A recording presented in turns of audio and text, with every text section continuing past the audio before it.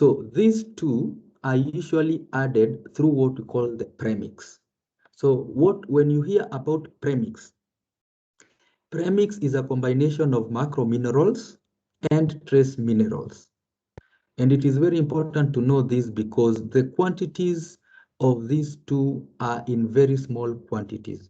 So it means if they are mixed incorrectly, you can have a very detrimental effect on the growth of these buds in terms of deficiencies or in terms of oversupply of these macro minerals or trace minerals. Vitamins classified into two, the ones which are able to be mixed in fat soluble vitamins. This is vitamin A, D, and K. And then we have the water soluble vitamins. These are mainly B complex, biotin, and choline. Again, the vitamins are usually mixed in the premix, and they are usually mixed in very low quantities. So again, this is a very important place because the deficiency of any of these will have a detrimental effect on the growth of the buds. The last category of the nutrient which I want to discuss, and this is an area where most farmers have missed it out, is on water. Now, it is a very important nutrient because this nutrient is not supplied in the feed. You have to supply it in the poultry house, in the poultry unit. Just some few facts about water. 65 to 78% of the poultry is composed of water. The water consumption in the bird is 1.8 to 2 times that of feed intake.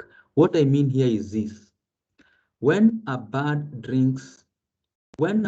feed 1 kilo of feed, it is estimated it's going to consume between 1.8 to 2 liters of water. And so this ratio is very important. So it means when the bird does not consume water, it will definitely not feed. Yeah. So water, it is that critical in terms of the growth of the birds. Then again, that water usually is impacted in terms of its intake by the bird, depending on its temperature, the relative humidity of the environment, which diet is it consuming, and then again, what is its body weight gain. So it means the heavier the bird, the more it's going to consume water. The higher the temperatures, the more that these birds are going, environmental temperature, the more that the bird will need to drink lots of water to be able to cool its body. And the higher the relative humidity, then again it influences or it impacts on the water intake of the birds. To be able to measure the quality of the water, there are different measures that you can do. We are able to do a pH of the water just to determine the water quality. You're able to take your water sample to the lab to check for mineral levels. As well, you are able to do microbial load on your water. So then as an example, to just to go into in depth on terms of water quality measurements, the mineral levels in the water influences, first of all, the deposition of the calcium and the magnesium. This is what I talk about maji ya chumvi. Most farmers say maji yetu ni maji ya chumvi. So when you say maji yetu ni maji ya chumvi, basically what you're trying to say is that there's a lot of calcium and magnesium in that water. And what you'll be able to see, it is a deposits that are going to form around your drinkers. And as well, you're going to find the same deposit along the water system. Of course, this can cause blockages over time. Further analysis, if you're having high levels of iron or manganese in the water, that water is going to be bitter to the birds, and definitely these birds are going to have a reduced water intake. We know that poultry don't have lots of taste buds, but it has been found that they are able to detect high levels of iron and manganese and avoid such water intake. Of course, nitrates. So then we find that boreholes that have contaminated levels of sewer or fertilizer have higher levels of nitrates, and higher levels of nitrates, specifically above 10 parts per million, 10 ppms, it has been shown that they affect the bud growth. So then my point is, if you have incorrect levels of the minerals in your water, it can actually influence your growth. So that's the reason why you come to us, you tell us the feed is good, everything is okay, but still the birds are not growing.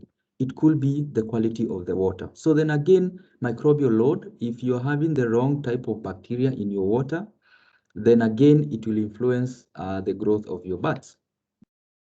So most of the intervention most farms have is the use of chlorine. So we find that most of the farmers we are having are resorting to use chlorine in their water.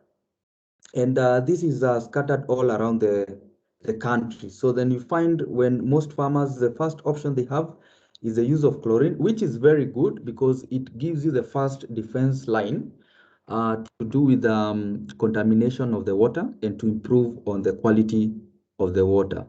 But the use of chlorine has some limitations, which I want to take you through. One of the limitations of chlorine is that it only is effective at a certain pH. Of course, I'm going to share much more about what is a pH, but there's a range that this chlorine only works effective, and this is a pH between 5 to 6.5. So meaning, if your water is above 6.5, they're about 7 or 8 or 8.5, the efficacy of chlorine goes down. So in your mind, you'll be very happy that you are having chlorine in the tank, but in actual sense, that chlorine is not working because of a higher pH of your water. Number two, I know most of you have had most of us technical people come to your farm telling you make sure that that tank you cover it, make sure that you paint that tank from the black color, paint it at white or silver color just to reflect the sun rays. And there's a reason behind it.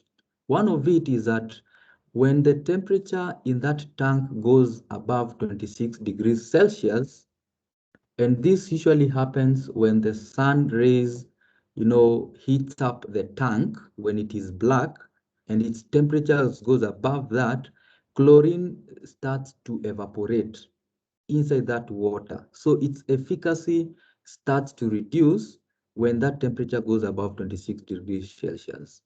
Again, of course, when there's a high water temperatures, these birds will not prefer to drink that water.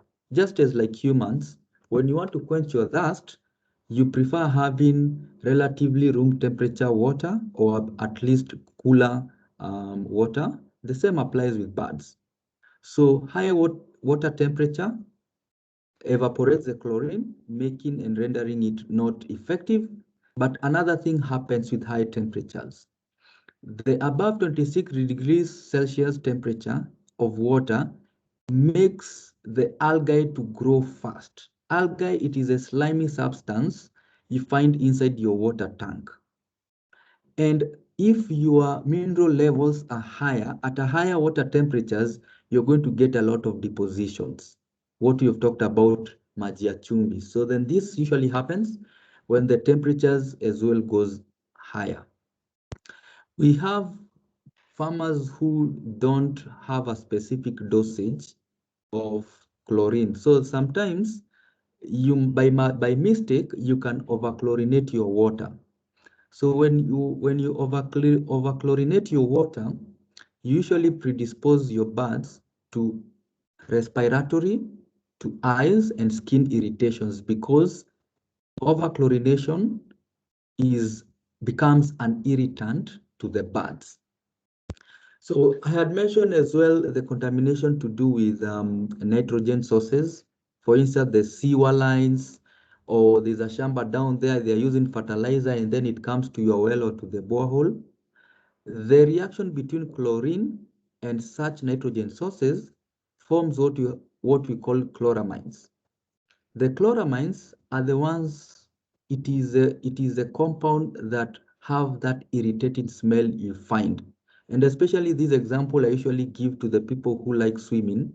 I know that sometimes when you go to swim, Um, you hear people complaining, saying that today they have overdosed the chlorine.